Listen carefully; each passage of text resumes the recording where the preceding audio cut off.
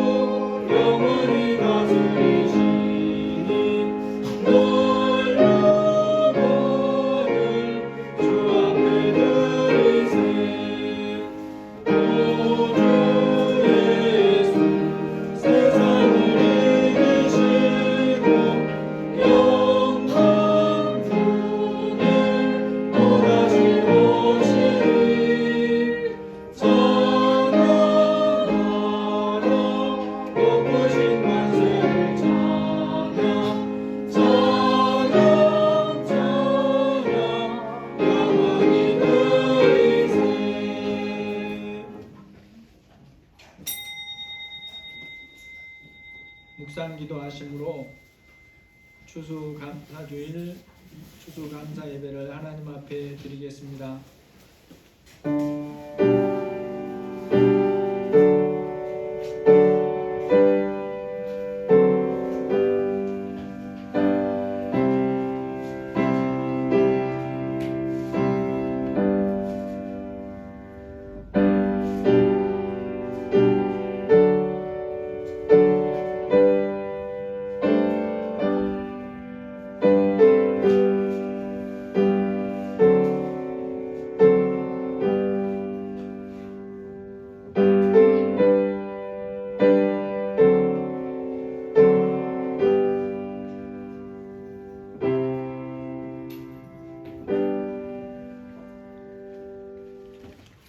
하늘은 기뻐하고 땅은 즐거워하며 모든 나라 중에 이르기를 여호와께서 통치하신다 할지로다.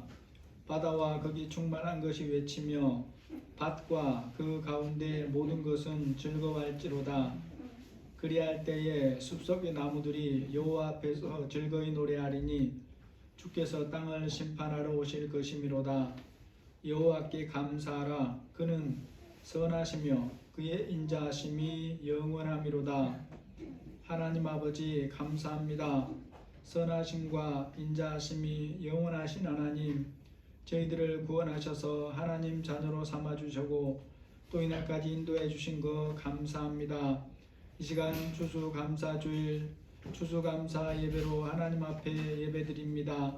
우리 모두의 마음을 만져주시고 성령 하나님이 각자의 마음에 충만하게 임하시며 하나님을 기쁘시게 하고 기뻐하고 감사하는 이 예배가 되게 하여 주시옵소서. 예수님의 이름으로 기도합니다. 아멘. 찬송가 35장입니다.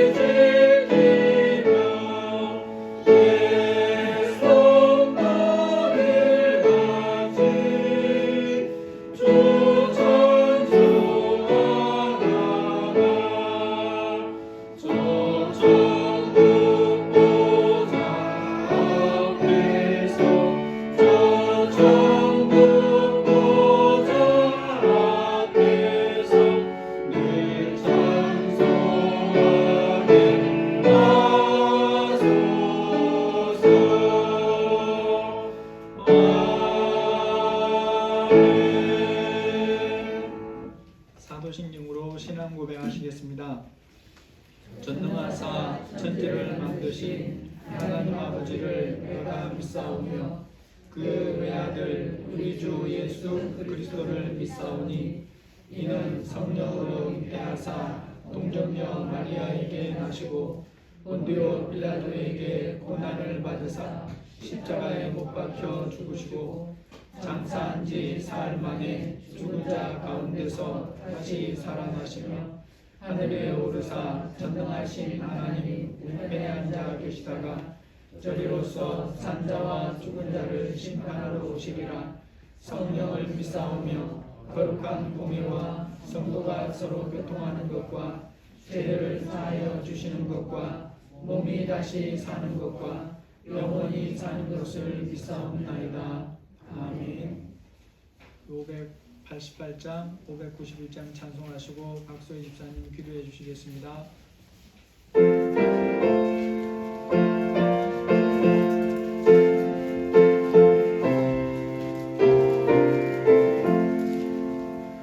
오늘 나는 새를 보라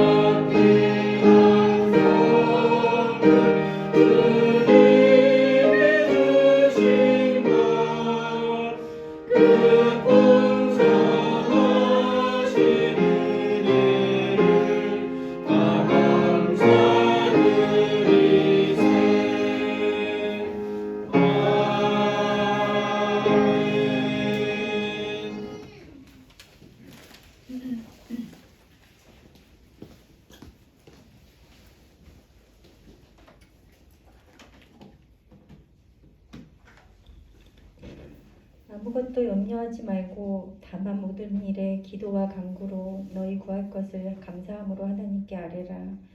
그리하면 모든 지각에 뛰어난 하나님의 평강이 그리스도 예수 안에서 너희의 마음과 생각을 지키시리라. 저희들의 필요를 저희보다 먼저 아시며 늘 저희들의 삶에서 살아 역사하시는 하나님을 찬양합니다. 우리도 풍성한 은혜로 채우시고 보호하신 하나님, 오늘 이 시간 주님이 베푸신 은혜를 기억하며 추수감사 예배를 드릴 수 있게 하여 주신 감사를 드립니다. 1년 반이 넘는 시간 가운데 코로나로 인해 어렵고 힘든 일들도 많았지만 그럼에도 주님이 베푸신 그 은혜가 더 풍성했음을 또한 감사합니다. 지난 한 주간의 삶을 되돌아봅니다. 보이는 것을 따라 세상 사람들과 똑같은 삶을 살았던 연약한 저희들의 모습이 너무나 많습니다. 예배하는 이 시간 저희들의 허물을 사하여 주시고 다시 주를 바라며 주와 동행하는 삶이 되기를 또한 기도합니다. 지금은 위드 코로나로 다시 외부의 활동이 시작되고 있지만 그럼에도 여전히 많은 확진자들이 발생하고 있습니다. 늘 각자가 자신의 삶 속에서 수칙에 맞도록 주의하며 살게 하시고 무엇보다도 주님이 저희 성도들을 보호하여 주시기를 기도합니다.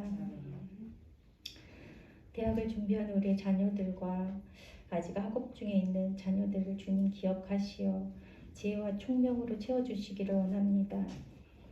그러나 그보다 먼저 주님을 만나게 하시고 주님이 각 자녀들에게 주신 길이 무엇인지를 알기 원합니다.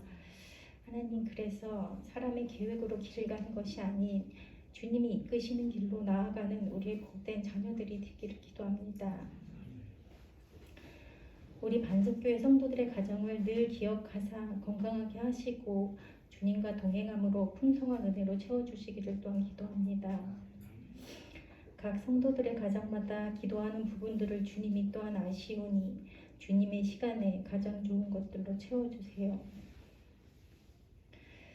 지난주 주신 말씀을 또한 우리 되돌아봅니다. 우리들이 세상 가운데 살아가지만 하나님의 가치관을 가지고 살아야 할 존재임을 늘 기억하게 하시어 하나님의 말씀과 교훈으로 사람의 말과 세상을 분별하며 살아갈 수 있기 원합니다. 주님을 닮아가는 삶이 우리의 비전임을 늘 기억하며 삶 속에서 말씀을 기억하고 순종할 수 있는 귀한 삶의 성도들이 되기를 원합니다. 말씀을 전하시는 목사님에게 영육간의 강건함을 주시며 듣는 저희 성도들에게 들을 길을 여시사 주님의 말씀이 우리의 마음판에 새겨지기를 원합니다. 그리하여 전하시는 목사님이나 듣는 저희들 모두 마음에 새겨진 말씀을 기억하고 삶 속에서 순간순간 그 말씀을 따라 살아가는 귀한 삶이 되게 하여 주세요. 예배하는 이 시간 주님 또한 함께 하시어 사탄막이 우리들의 마음을 틈타지 않게 하시고 온전한 마음으로 예배하기 원합니다. 이 모든 예배의 시종 또한 주님께 맡기오며 예수님의 이름으로 기도합니다. 아멘.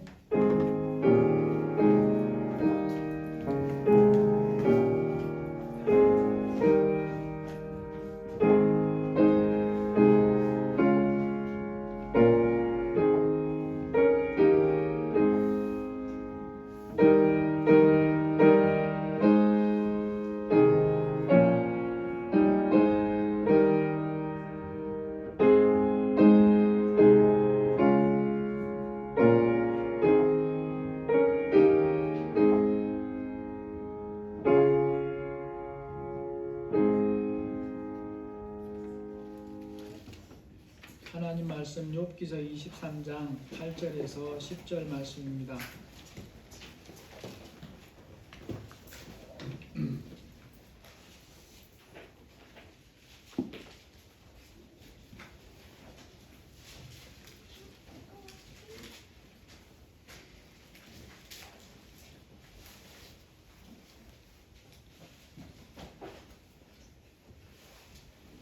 욥기서 23장 8절에서 10절 말씀 천천히 같이 읽으시겠습니다. 그런데 내가 앞으로 가도 그가 아니 계시고 뒤로 가도 보이지 아니하며 그가 왼쪽에서 일하시나 내가 만날 수 없고 그가 오른쪽으로 돌이키시나 배울 수 없구나. 그러나 내가 가는 길을 그가 아시나니 그가 나를 단련하신 후에는 내가 순금같이 되어 나오리라. 아멘. 사람들이 자신의 마음이나 입장을 상대방에게 표현하는 말 중에 드물게 사용하긴 하지만 그럼에도 불구하고 라는 말을 사용하기도 합니다. 어떤 경우에 이런 말을 사용하겠습니까? 상대방이 하는 말이나 행동이 내가 기대하는 것과 많이 다르거나 전혀 다를 때 상대방이 나에게 보이는 그런 약속에 대한 행동들에 대해서 한 약속이 이루어질 거라는 것이 아무것도 보이는 것이 없을 때 그럼에도 불구하고 나는 너를 끝까지 신뢰하고 기다려 주겠다 이런 의미로 사용하는 경우들이 많습니다. 현재는 아무것도 안 보이지만 그럼에도 불구하고 기다려 주겠다라는 거죠. 우리가 믿는 하나님, 성경에서 소개하는 하나님, 어떤 하나님입니까? 한 분 하나님이시고 선하신 하나님이시고 영원히 변함이 없으신 하나님이다 라고 소개를 합니다. 그러면 그 선하신 하나님께서 하시는 일을 보면 사람들이 보기에 모든 일이 다 선하게만 보이느냐라는 거죠. 성경에 하나님께서 자기 자녀에게 이런 분이라고 소개합니다. 역대상 16장 34절에 보니까 여호와께 감사하라 그는 선하시며 그의 인자하심이 영원하미로다. 시편 118편 1절에도 여호와께 감사하라 그는 선하시며 그의 인자하심이 영원하미로다. 성경에서 하나님이 어떤 분인가를 소개하는 데 있어서 핵심으로 사용하는 단어가 두 단어입니다. 선하시고 인자하시다 라는 거죠. 선함이라는 히브리어를 보면 좋은, 선한, 즐거운, 선, 이익, 복지 이런 뜻입니다. 인자하심은 우리가 더 많이 들어봤죠. 헤세드라는 단어입니다. 친절, 인자, 자비, 자애 그런 뜻을 가진 단어입니다. 이 두 단어가 합쳐져서 하나님이 자기 백성에게 어떻게 좋은 분인가를 소개하는 데 사용된다라는 거죠. 그래서 성경의 많은 곳에서 하나님이 자기 백성에게 선하신 분이라는 것을 말씀하고 확인시키려고 곳곳에서 말씀을 합니다.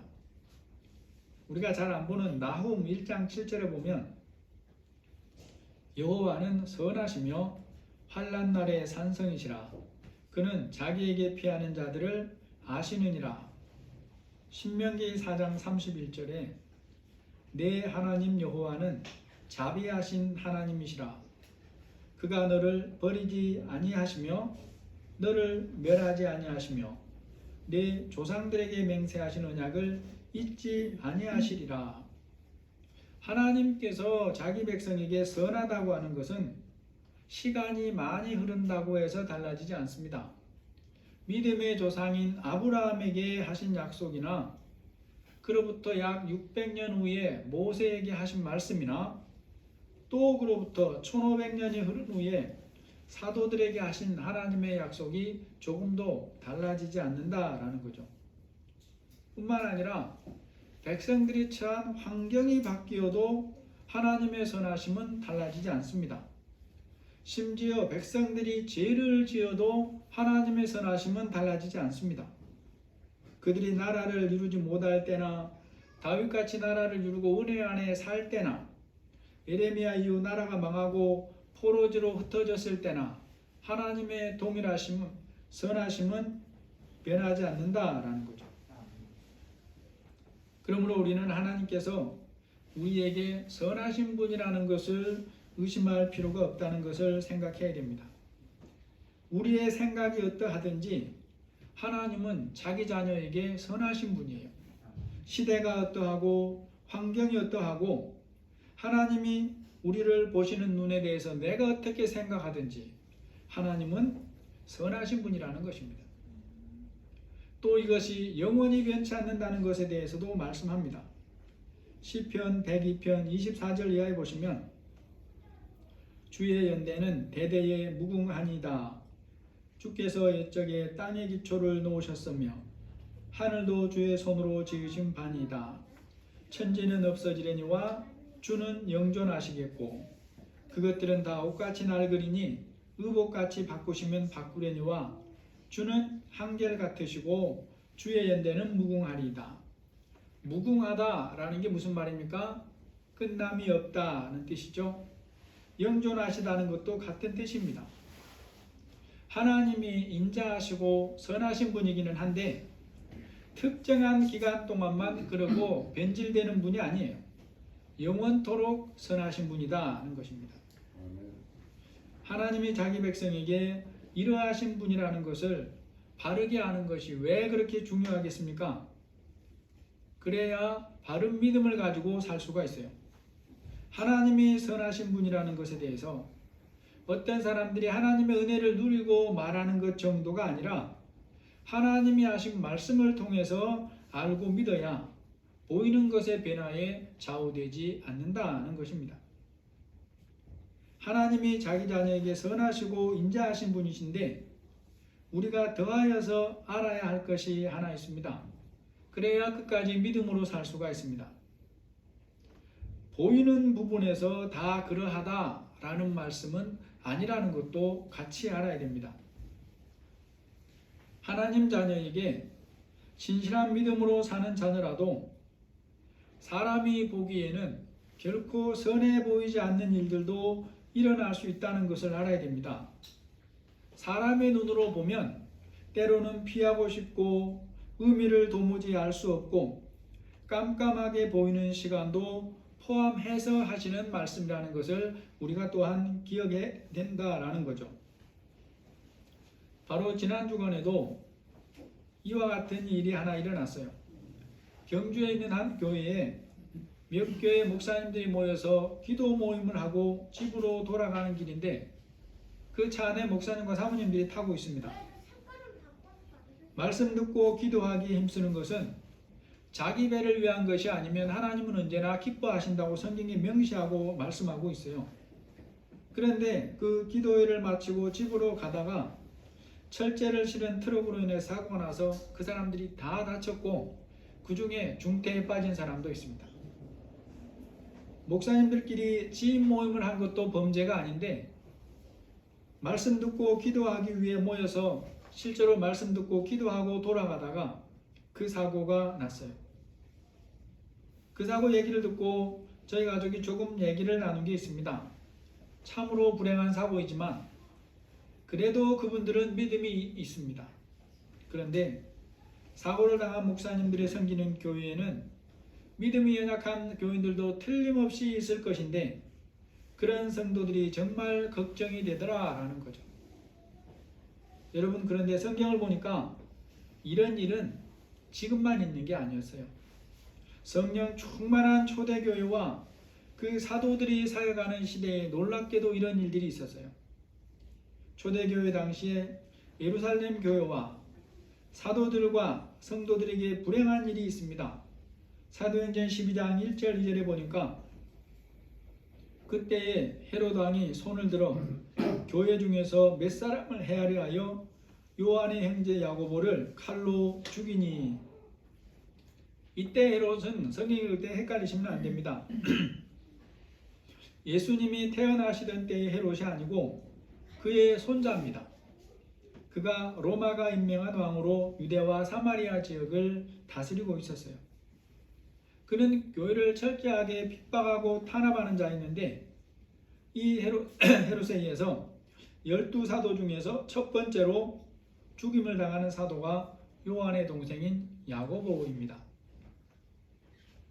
헤롯 왕이 야고보를 죽이니까 이 사도들과 그들이 전하는 복음을 반대하는 유대인들이 헤롯에게 잘한다고 박수를 치면서 계속해라 하고 막 이렇게 부추겨요. 그런 유대인들을 자기의 확실한 지지 기반으로 삼으려고 그 다음으로 죽이려고 계획하는 사람이 누구냐? 베드로였습니다. 사도행전 12장 3절 이하에 보면 유대인들이 이 일을 기뻐하는 것을 보고 베드로도 잡으려 할세 때는 무교절 기간이라 잡음에 옥에 가두어 군인 4패에게 맡겨 지키고 6월절 후에 백성 앞에 끌어내고자 하더라. 이에 베드로는 옥에 갇혔고. 초대교회 역사에서 위기가 아주 없는 시기는 없다고 말할 수 있습니다. 그런데 특히 이런 시기야말로 커다란 위기에 처해 있는 시간이에요.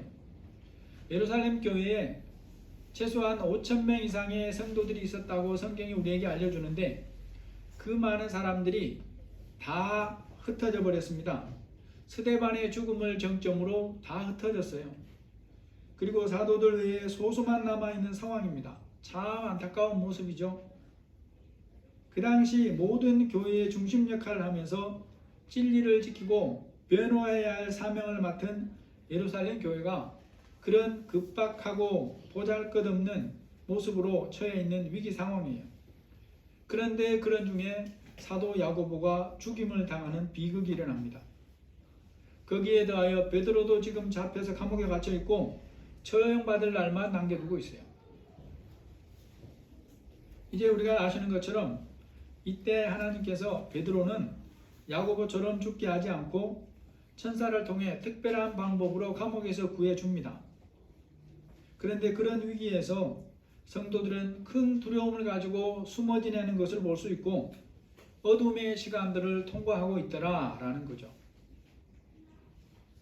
여러분, 이러한 어려움이 연달아 일어나는 상황을 보면서 우리가 뭘 알 수 있습니까? 하나님이 주관하시고 다 아심에도 이런 일을 허락하셨다는 거예요. 그런 경우에 사람들이 보기에 하나님의 일하심에서 선하심이 조금도 보이지 않더라는 것입니다.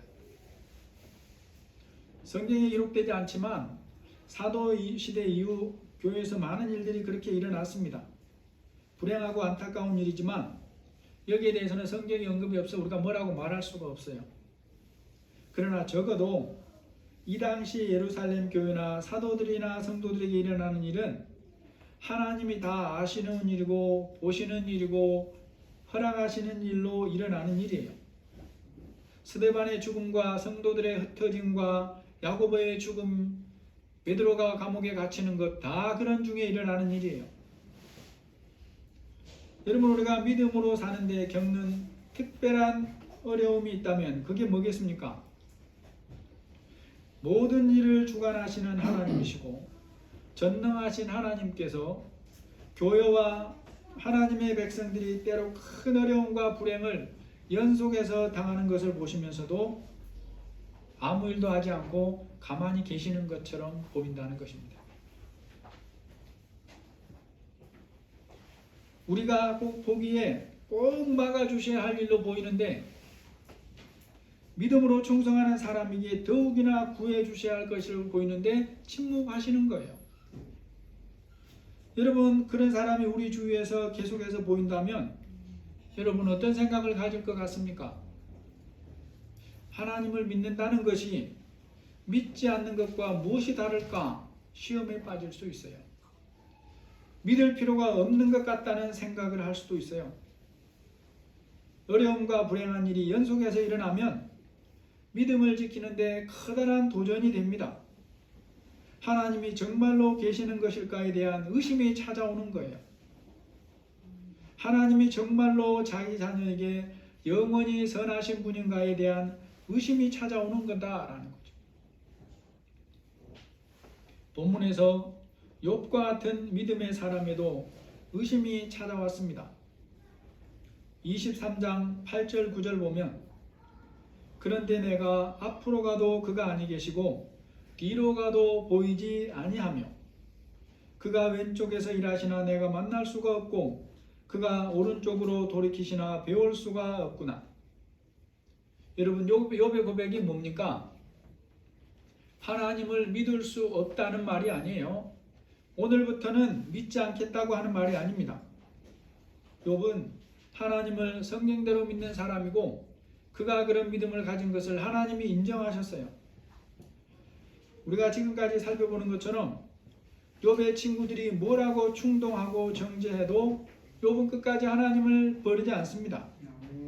그를 아는 모든 사람들이 욥을 비웃고 조롱해도 믿음을 버리질 않아요. 그런데 그런 욥의 삶에서 현재 하나님이 살아계시다는 것을 확인할 수가 없는 겁니다. 간절히 바라고 기도해도 하나님의 침묵하심이 계속되는 거예요. 욥의 삶에 계속되고 있는 불행한 일을 보면 하나님이 선하신 분이라는 것이 어디에서도 확인되지 않을 뿐 아니라 살아계시다는 것조차 확인이 안 돼요. 그런 어둠의 시간이 계속되고 있습니다. 그런 시간이 길어지면서 욥과 같은 믿음에도 의심이 찾아왔다는 거죠. 여러분, 지난 주간에 제가 한 선교사님이 자신이 경험하고 쓴 글을 읽어봤어요. 허은석이라는 우리나라에서 멀고 먼 브라질에서 아마존에서 22년 동안 선교사로 섬기는 분인데 암에 걸려서 쓴 자기 고백서 글입니다. 2006년 안식년을 맞아 한국에 왔을 때 넓디 넓은 신학교 교정을 거닐며 기도하는데 이런 음성이 들렸습니다. 얘야, 너 이 땅에서 상을 받을래? 저 천국 내 나라에서 상을 받을래? 그래서 나는 주님, 저는 그동안 하도 구박을 받았으니까 이 땅에서도 성공한 선교사가 되는 것도 괜찮지 않을까요? 그런데 얼마 후에 암이 발견됐습니다. 실제로 원주민 대부분이 후치가 하나님한테 잘못한 게 있으니까 그런 매를 맞는 거지 라고 말했습니다. 이 후치가 아마존 현지 이름이에요. 내게 발견된 암을 하나님의 징계라고 믿은 것입니다. 그 소문이 한국까지 퍼지자 한국의 목회자들도 자기 교회 성도들에게 시험 든다며 나를 강단에 세우기를 꺼렸습니다. 믿음이 어린 사람들은 나처럼 하나님께 충성된 사람으로 알려진 사람이 병에 들면 하나님 믿어봐야 병밖에 없는 게 없구나 하면서 하나님을 떠날 수도 있다며 염려했습니다.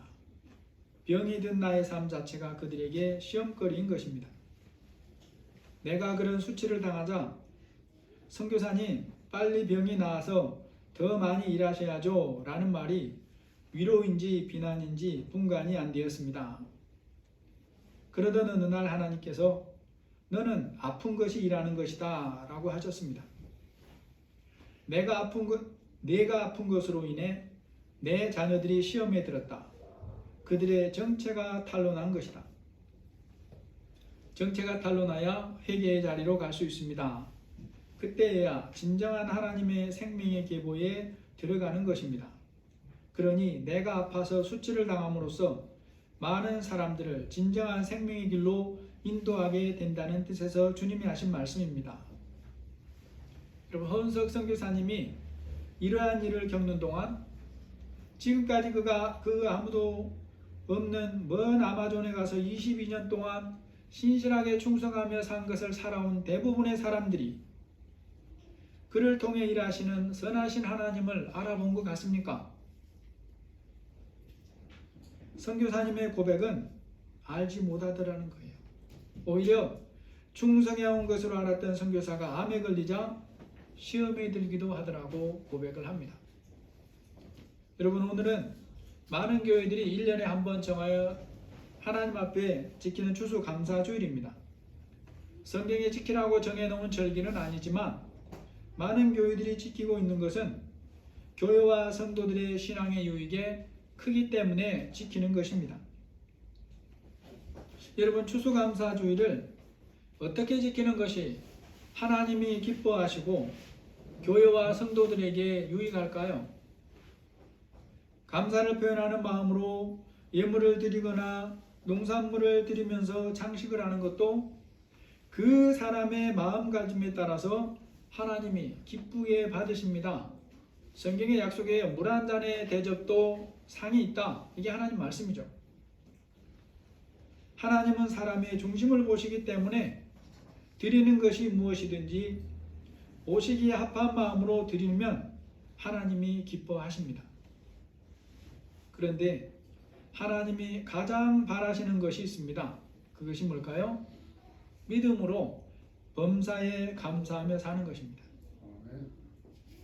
여러분, 우리가 무엇을 알고 믿어야 보이는 환경에서 하나님의 일하심과 선하심을 볼 수 없는 경우에도 하나님이 바라시는 범사에 감사하는 삶을 살 수 있겠냐라는 것입니다. 이 시간 욥의 모습을 보면서 나의 신앙, 믿음이 말씀에 근거한 튼튼한 믿음인가를 점검해 볼 필요가 있습니다. 하나님께서는 우리가 만나는 삶에서 만나는 각종 보이는 부분에서의 어려움을 어떻게 대처하며 살기를 바라시는가를 살펴볼 필요가 있어요. 현재 욥이 처한 상황에서 그가 가진 마음의 태도가 이러하다고 고백합니다. 23장 1절에서 3절 보시면 욥이 대답하여 이르되 오늘도 내게 반항하는 마음과 근심이 있나니 내가 받는 재앙이 탄식보다 무거움이라. 내가 어찌하면 하나님을 발견하고 그의 처소에 나아가랴. 욥이 견딜 수 없을 정도로 큰 고통 속에 있지만 자신에게 일어나는 모든 일의 주관자가 하나님이시라는 것을 믿고 고백하는 것은 이미 앞에서 계속해 오는 일이에요. 저기 앞쪽 12장 10절에 가보면 모든 생물의 생명과 모든 육신의 목숨이 다 그의 손에 있느니라. 13절에도 지혜와 권능이 하나님께 있고 계략과 명철도 그에게 속하였나니. 그렇게 하나님을 향하여 믿음을 고백하며 살고 있는 욥이지만 현재 하나님이 자신에게 선을 행하시는 분인가에 대해서는 알 수 없다는 거예요. 그래서 이런 시간이 길어지면서 그의 마음에 하나님께 반항하는 마음과 근심이 들어왔다고 얘기를 하고 있어요. 여러분, 믿음이 있으나 의심하는 생각이 있는 것도 사실이라고 고백하는 거예요. 하나님께서 왜 자신에게 응답하지 않는지 답답하다고 탄식하고 있습니다. 우리가 생각해 봐야 될 부분들은 욥에게만 이런 일이 있을까라는 거죠. 그 정도는 달라도 우리에게 일어나는 일들 중에도 하나님의 일하심이나 선하심을 도무지 볼 수 없는 시간들이 있을 수 있다는 것을 알아야 되는 것입니다. 그래서 마음에 하나님께 반항하고 싶은 생각이 들어올 수도 있다는 것을 알아야 된다라는 거죠. 믿음으로 살면서 깊이 기도해도 때로는 이런 시간을 만날 수 있음을 알아야 돼요. 내가 앞으로 가도 그가 아니 계시고 뒤로 가도 보이지 아니하며 그가 왼쪽에서 일하시나 내가 만날 수가 없고 그가 오른쪽으로 돌이키시나 배울 수가 없구나라고 하는 이 믿음과 탄식이 의심이 교차하는 그런 것이 또한 인생의 한계라고 하는 거죠. 여러분, 믿음은 억지로 되는 것이 아닙니다. 눈을 감고 이를 악물고 이빨 사이에서 믿습니다를 새소리가 나도록 반복한다고 믿어지는 게 아니에요. 하나님의 일하심이나 존재하심을 도무지 알 수 없을 때 알 수 없다고 탄식하고 우는 것은 불신앙이 아니에요. 여러분, 엄마가 눈에 보이지 않을 때 아기가 우는 것은 정상적인 행동이고 반응이에요. 그럴 때 아기가 운다고 엄마가 아기를 혼내지 않습니다. 오히려 달래줘요. 우리가 이 시간 살피는 말씀의 욥을 통해 배워야 할 믿음이 뭐겠습니까? 하나님께서 욥을 통해 우리에게 주시는 믿음의 교훈이 뭐냐는 겁니다. 믿음으로 살다가 때로 그런 어둠의 시간을 만날 수 있고 선하신 하나님께서 선하시다는 것을 조금도 볼 수 없는 시간이 있지만 그런다고 해서 그런 일을 만나는 사람들이 다 믿음을 버리지 않는다는 거예요. 그런다고 해서 믿음에서 다 떠나는 것은 아니라는 것입니다. 현재 이러한 극심한 고난과 어려움에 처해 있는 욥이 깜깜 밤을 지내고 있는 욥이 그럼에도 불구하고 믿음을 버리지 않습니다. 그럼에도 불구하고 믿음을 지키는 욥을 통해서 우리가 깨달아야 할 진리가 있습니다. 나의 믿음이 어디에 세워져 있는가를 점검해야 된다라는 거죠. 그럼에도 불구하고 왜 우리가 믿음을 지켜야 하는가를 알아야 됩니다. 욥이 하는 고백을 보면 하나님의 선하심이 보이지 않고 계심조차도 확인되지 않음에도 불구하고 욥의 믿음이 무엇 때문인가를 알 수 있어요. 23장 10절 우리 같이 한번 읽어보시겠습니다. 그러나 내가 가는 길을 그가 아시나니 그가 나를 단련하신 후에는 내가 순금같이 되어 나오리라. 여러분, 현재와 같은 상황에서 욥이 이렇게 하는 고백이 억지로 하는 것이겠습니까? 아니면 누가 시킨다고 해서 이런 고백을 할 수 있을 정도의 상황입니까? 욥의 고백에 담겨있는 그의 믿음과 소망이 무엇인지를 우리가 알 수 있습니다. 욥이 사는 시대는 아브라함보다 약간 뒷시대라고 봐요. 성경학자들에 의하면. 그러니까 그 시대에 욥은 이 가나안 땅에서 바벨론 사이에 살고 있다고 보여지는데 거기는 믿는 사람들이 없는 곳이에요. 그런데 욥이 하나님을 믿습니다. 그 시대의 모든 사람들이 죽으면 끝이거나 죽고 나면 모른다고 하는 속에 살고 있는데 욥은 선명한 믿음을 가지고 있어요. 영원한 하나님 나라가 있다는 것과 자신이 그리스도 안에서 부활한다는 것과 그 나라가 자기 것이 될 것이라는 것을 하나님의 인도하심 안에 들어갈 것이라는 것을 믿고 있어요. 여러분, 우리도 분명하게 알고 믿어야 됩니다. 예수님께서 약속하신 영원한 생명과 천국에 대한 소망과 상이 없다면 예수님을 믿고 살 이유가 없습니다. 보이는 것이 전부라면 예수님을 믿고 믿음으로 살아가야 할 이유가 없다는 것입니다. 오늘 말씀을 정리해 보겠습니다. 우리에게 금년에도 추수감사주의를 맞아 예배드리게 하신 하나님 참 감사합니다. 해마다 이 시간을 돌아보면 크고 작은 어려움이 없던 해가 없지만 우리 집사님 기도하신 것처럼 이 코로나의 지속이 물리적인 어려움을 떠나서 마음의 어려움을 줍니다. 마음이 부담스러워요. 마음껏 같이 신방도 못하고 만날 수도 없고 찾아갈 수도 없고 개인적으로 저는 찾아가고 싶은 마음이 있어도 상대방에 대한 또 방역규칙에 대한 그 어린 자녀들이 어떻게 생각할 것인가 여러 가지들이 방해가 돼요. 그런 중에도 가정이나 개인에게 감사할 거리들을 주신 것에 있음에 감사하고 비록 비교해보는 낮은 수준일지라도 감사함을 알게 하신 것이 또한 우리에게 있어서 감사를 드립니다. 이 시간에 예배자로 있게 하신 것도 감사할 일이죠. 기도에 응답해 주시고 은혜를 주신 모든 것들이 감사드릴 그런 제목들입니다. 여러분, 우리가 예수님을 믿은 이후에 믿음의 정도가 비록 비교 수준에서라도 깨닫고 감사하며 살아야 하지만 그런 수준에서 머물러 있는 것은 하나님의 뜻이 아니라는 것도 함께 알아야 됩니다.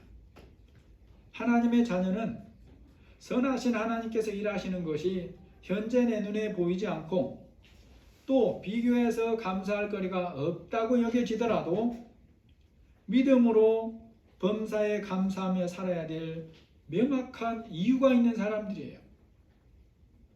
우리가 예수님을 믿어야 하는 근본적인 이유가 뭔지 분명하게 알고 믿어야 됩니다.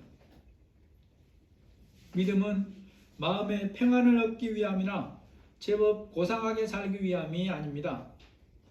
선하신 하나님이 우리 눈에 보이지 않아도 우리가 믿음으로 사는 것은 그 하나님이 우리에게 약속하신 영원한 생명과 천국의 삶이 있기 때문인 것입니다.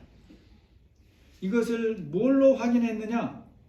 예수님을 생명을 내어주시면서까지 하나님이 우리에게 우리가 결코 가서는 안 되는 영원한 행벌의 처소가 있다는 것을 알게 하셨기 때문이고 그곳을 피하는 것은 예수님을 믿는 믿음으로 사는 것밖에 없기 때문인 거예요. 하나님의 자녀가 하나님과 함께 사는 삶은 육신의 죽음 이후부터가 아니라 지금부터라는 것이 또한 하나님의 뜻이기 때문에 믿음으로 살기를 계속하는 것입니다. 하나님의 선하심이 눈에 보이지 않아도 영원히 변치 않는 선하심으로 우리를 대하시는 하나님입니다. 그 주님께 앞날의 삶을 맡겨드리고 오늘을 믿음으로 담대하게 걸어가시면서 믿음으로 범사에 감사하는 우리 모두가 되시기를 예수님의 이름으로 축복합니다. 하나님 아버지, 우리가 오늘 새벽 말씀에서는 모든 것이 욥에게 풍성하고 좋았던 시절을 돌아보면서 욥은 그런 시절을 그리워했습니다. 하나님이 우리에게 은혜를 풍성하게 주시고 모든 것들이 넘치는 시기들도 있지만 반대로 우리를 훈련하시고 더 성장케 하기 위해서 깜깜한 밤을 지나게 하시는 경우도 있고 선하심이 전혀 볼 수 없는 경우도 있고 심지어 하나님의 일하심을 전혀 볼 수 없는 기간들도 있다는 것도 우리가 분명하게 기억하기를 원합니다. 그럼에도 불구하고 우리가 예수님을 믿어야 되는 것은 영원한 하나님 나라와 생명이 있기 때문이고 그것을 예수님의 생명까지 내주시면서 우리에게 하나님이 확인시켜 주셨기 때문입니다. 아버지, 우리 모든 성도들의 믿음의 수준은 다르지만 추수감사주의를 받아서 우리에게 주신 여러 은혜들을 감사하고 또 하나님 우리가 때로는 비교하면서도 감사하게 하시니 감사합니다. 그런데 하나님 이것들이 다 사라질지라도 우리의 영원한 생명 주인 되신 하나님을 믿고 앞으로의 남은 삶을 믿음으로 걸어서 영원한 하나님 나라에 들어갈 수 있도록 인도하여 주옵소서. 이 땅의 남은 삶도 하나님이 주시려는 은혜와 하나님이 주시려는 말씀들을 유통하는 삶을 살기에 부족함이 없도록 하나님이 역사하여 주옵소서. 우리 공부하는 자녀들 지혜와 총명을 부어주셔서 하나님이 주시려는 열매를 풍성하게 거두며 사는 그런 삶이 되게 하여 주옵소서. 우리 성도들의 가정에 직장과 사업장 위에 하나님이 주시려는 풍성한 그런 유통자의 삶을 잘 감당할 수 있는 그런 은혜와 믿음도 더하여 주옵소서. 반석교회 앞날에 하나님께서 필요한 것들을 풍성히 허락하시고 하나님의 뜻이 온전히 이루어지는 그런 교회와 모든 성도들의 삶이 되도록 축복하여 주옵소서. 예수님의 이름으로 감사하며 기도합니다. 아멘. 찬송가 545장입니다.